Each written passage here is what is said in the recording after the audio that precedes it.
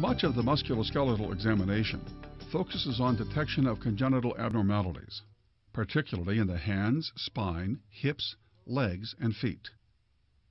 With a little practice, you will be able to combine the musculoskeletal examination with the developmental and nervous system examinations.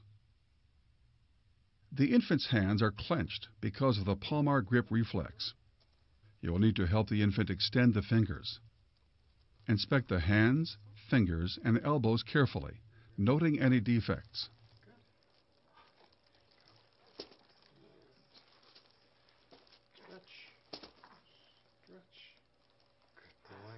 Examine the infant's hips carefully for signs of dislocation.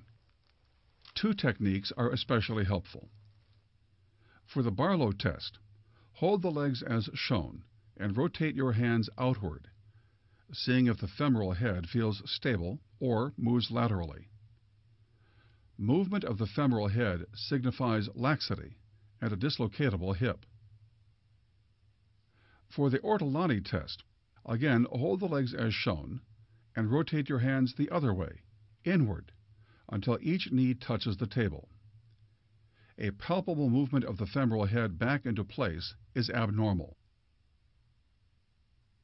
It is important to examine the legs and feet to detect developmental abnormalities. Assess symmetry, bowing, and torsion of the legs. There should be no discrepancy in leg length. Some normal infants exhibit twisting or torsion of the tibia, inwardly or outwardly on the longitudinal axis. Parents may be concerned about a toeing in or toeing out of the foot at an awkward gait, all of which are usually normal. Tibial torsion corrects itself during the second year of life, after months of weight bearing.